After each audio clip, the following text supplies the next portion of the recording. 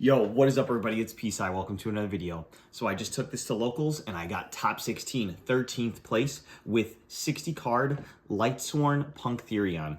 It was great all day. Check out the duels that I posted on the channel and let's just get into the 60 card grass deck.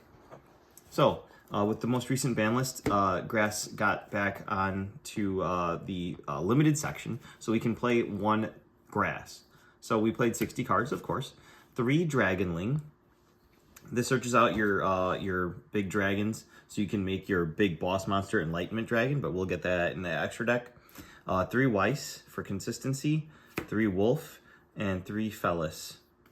You're also playing the 1 Raiden, just as an extra name. It's the best normal summon that you could have, and it's a level 4 tuner, which comes up. Next up, we do play Judgment Dragon and Punishment Dragon in order to fusion summon. Next up, triple charge of the Light Brigade, and we're playing all 3 of the Solar Recharge as well.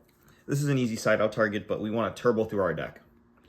A lot of times you'll end up with a graveyard looking like you activated grass, but you didn't even activate it because this deck goes through itself so much faster. Grass is just an extra card that we can utilize to mill even more. So very heavy lightsworn package. Next up is the punks. So this is a very simple package. The idea of this package, Xiamen, Deer Note, and Foxy Tune, is to utilize Emergency Teleport to actually summon out your Xiamen and bring a level 8 Synchro to your field, as well as another level 8 body. This by itself sets up your Regulus to protect the rest of your plays. So it's basically like a 1-card special summon and get bait your opponent's hand traps and get a negate on the field, which is really strong. So, like I mentioned, that punk package flows very well with the Therion package. Therion King Regulus, Therion Lilyboria, and Empress Alicia. So these are all very good at putting up a negate, searching for really powerful disruption or protection, and putting a bunch of level 8 bodies on board so you can make more rank 8 plays. So the 3 cards that we play for the Therion engine are the Disc Coliseum, the Endless Engine Argeo system, and the Therion Cross. So the Punk package and the Therion package are very similar to the package that we played in the Trap Trick Super Heavy Samurai deck as well. Just a lot of synergies with that. So those are those packages. And then next up, we do have a very strong normal summon engine. So now we've got 5 cards that we can normal summon. That is a 1-card Saryuya Skulldread. That actually lets us special summon from hand and then also filter through our deck to actually see our grass looks greener combo. So we have 3 Diviner of the Herald and 2 the Agent Creation of Venus. So essentially any one of these 5 normal summons gets you to Saryuja. I'll explain really quick. We do have the 3 Mystical Shine Balls, the 1 Trias Hierarchica, and the DD Sprite. The DD Sprite doesn't have to be DD Sprite. I couldn't find my Bhutan. It can essentially be any level 1 fairy tuner monster. So what you do, you could either start with Venus or you can get to Venus through Diviner. So what you do is you normal summon Diviner. This dumps Hierarchica, making Diviner a level 13, but that doesn't matter. You're going to use Hierarchica's effect to tribute your Diviner to special summon itself. So it is a level 9. This will trigger Diviner of the Herald's effect to special summon the fairy from deck. So level 2 or level 1, we're going to summon the level 1 DD Sprite or any level 1 light fairy tuner. This will allow you to synchro summon. The Trias Hierarchica will be banished. Spoilers for the extra deck, we're going to summon Master Flare Hyperion. Master Flare Hyperion will dump the Agent of Creation Venus as cost, and it's basically like you just have the Agent of Creation Venus on your field. So it's like you're playing 5 Agent of Creation Venus. It's at that point where you would summon your 3 Mystical Shine Balls, link off for a Link Spider and an Imduck, and then you have 4 monsters with different names to summon Saryuja Skulldread. So, like I mentioned, all of those cards are a 1-card Saryuja Skulldread. So, that would be the 3 Diviners. Shout out to Baby Brian for the Agent of Creation Venuses and the Master Flare Hyperion. I couldn't get my hands on a 3rd copy, but this is fine. The 3 Mystical Shine Balls, the Trias Hierarchica, recently reprinted in the OTS pack, and then the DD Sprite. But yeah, like I said, this could be any level 1 Fairy Tuner. Light. Next engine is the hand traps. So we main decked 2 Nibiru, 1 Magnemite. This can actually search a bunch of different stuff in your deck, including Dragonling or one of the big dragons. Ghost Ogre and Snow Rabbit. This also functions very well with your emergency teleport. You could bring it off of that and then protect some of your plays via that route. I actually milled this off of Zombie Vampire twice today. So I was able to bring it back and just leave it on field as a disruption, and it came up. Check out the duel with the Synchro guy. Next up, 3 Droll and Lockbird. So this is just a blowout card. They're usually not playing through Droll. So I just wanted to have super high impact ones. Like this can hit the Fiendsmith engine. Ghost Ogre can be very crucial sometimes. You got your Droll and Lockbirds, and then your Nibirus to distribute the entire board. So 7 main deck hand traps, essentially. Next up, we're also playing board breakers, because we need to be able to play the game. Dark Ruler No More. This can be sided out when you're going first. 3 Forbidden Droplet. Just really good cards to just break the field. And then finally, the most broken part of the deck. I resolved a left arm offering a couple times today. This, you can banish your entire hand, and you can search your deck for any spell, which is unbelievable. Here is the That Grass Looks Greener, finally back at 1. Thank you very much, Konami, for the nice little treat. So yeah, the most I milled off of this today was 14 cards. So just imagine activating 1 card and sending the top 14 decks of your 14 cards of your deck to the graveyard. It was really cool. I'm glad I got to resolve it a couple times today. Next up, extra deck. Enlightenment Dragon. So this card is crazy. It's a combination of Punishment Dragon and Judgment Dragon. Essentially what it lets you do is pay 2,000 life points as a quick effect once per turn to banish all cards on the field that are not itself and every card in the graveyard face up. So you are banishing every single card in your opponent's graveyard and field, and your field and graveyard when this resolves. So it's very broken. When your opponent outs this, it actually adds both Judgment and Punishment Dragon to your hand from the banish zone, and then immediately special summons both of them without paying attention to summoning conditions. So you can then use your Punishment Dragon's effect to pay 1,000 life points to shuffle back everything from your banish zone and graveyard that's not a lightsworn monster back into the deck. So I actually did that. My opponent outed my Enlightenment Dragon. I summoned both of them. I actually used the Punishment Dragon to bring everything back into the extra deck.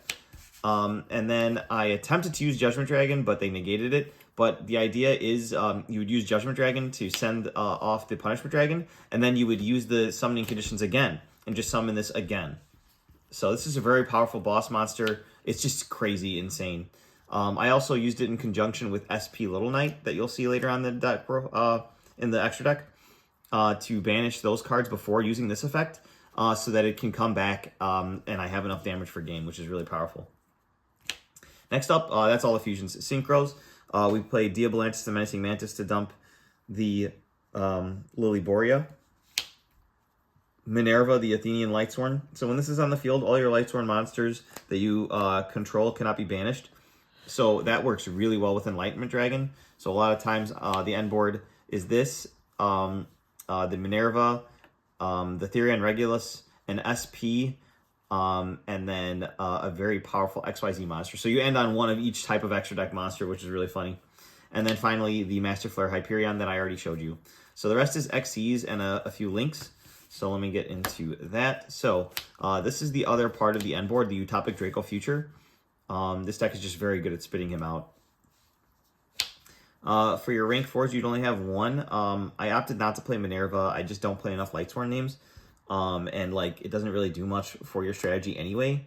If there was another really awesome rank 4 that I could overlay for Utopic Future with, I would probably try Minerva and something else. But for right now, I like using Spriggan's Merrymaker to layer up into Gigantic Champion Sargus and get into my Therion engine. From there, we also do have Hope Harbinger. I actually did not summon this all day today, which is fine. But it's just if you have the extra bodies that you don't need, that you can summon this. Next up, Zombie Vampire. Very broken card. I'm usually using this with Sargus to make the F-Zero Utopic Future. Zeus also did not come up today. There was never a scenario where I was going second and I wanted to wipe the board with my XYZ monster. But Zeus is very good in any XE strategy, and there's a lot of XEs in this deck. Finally, the Link monsters. So like I mentioned, you're taking one of your Shine Balls and making Imduck after you use one of the other Shine Balls to make the Link Spider. So they'll point to each other. You'll have the Shine Ball, these two, and your either Hyper Flare or your actual Venus. And you'll use all 4 of those to make Saryuya Skuldred, which is a really cool way to do that. Just having any normal summon basically get you into Saryuya Skuldred is absolutely broken. Trading a normal summon and a couple of bricks to draw 4 cards and essentially fix your hand and put 3 back, and then just combo off from there. Very powerful strategy, and I think 60 card decks that have the room in the extra deck for this strategy should use it, because all you need is 4 extra deck slots and you'll be able to summon your Saryuja that way. I might try a Danger Thunder strategy with this combo. Because, I mean, if you're ending on Colossus and a couple of disruptions, like, that's already game anyway, so I don't think you would need too much to actually make that really count. And then finally, SP Little Knight. This card's broken. It should be along in every single extra deck. Shout out to Team Bad Cards. Thanks, guys. Finally, the side deck. So we do have the Primal Being token and our 3rd Nibiru. So if you know you're going second and your opponent's going very wide in their place, Nibiru is a very good answer to big boards. I watched an entire Memento Lotliclan combo. I don't know how to say that that deck, but Sydney was on it. The Memento cards. He went off like crazy. He ended on Desiree and then the big 5,000 guy. I was like, I'll activate Nib, and I tributed the whole field. It's like, how do you combo for an hour? And then I just put a small rock on the field, and it just tributes your whole board. He did summon back the Lotliclan big guy. Because the summon's not once per turn. You just shuffle 5 from the graveyard. But I just thought that was really funny. This card can be very, very powerful and game-ending. Next up, 2 Pankratops. I just like having the ability to just bring it out and be able to deal with something. I opted this over Fenrir because there's going to be chances that you're like fixing your hand and stuff. And I just don't think Fenrir is going to be as good. You need to have a clear board. And we play Bestials and Phantasme and stuff that can summon itself to the field. If you get milled, you can summon a wolf. So I didn't think that Fenrir was a good option, but I did want to play something like Fenrir, and Pankratops is really good too. Like I mentioned, Phantasme, this is just really good to draw into your blowout hand traps like Nibiru and Droll. So I opted to play 2 of them, just as a nice target against the Link deck. It didn't go in because I didn't face any Link decks. The 1 Druis Worm. So when you're going into a matchup where you know that your opponent has a lot of light and darks in the graveyard that they need to have in order to resolve, this is really good. I was able to bring this out in one of my games against the Synchro player, and I was able to banish one of his targets and then activate another card in my side deck, which actually sent this to the graveyard, and I was able to out his Doppel Warrior token. It was really funny. So make sure you check out the Synchro battle as well. Next up, for spells, 1 Thrust to search a bunch of your 1-ofs, including Grass. You have your talents, Change of Heart, and Harpy's Feather Duster. So very strong.